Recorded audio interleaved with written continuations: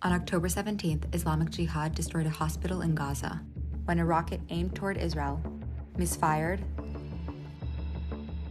and landed in Gaza.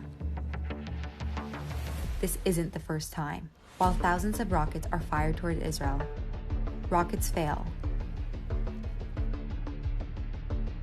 These failed rocket launches cause mass destruction and the death of countless innocent individuals inside Gaza.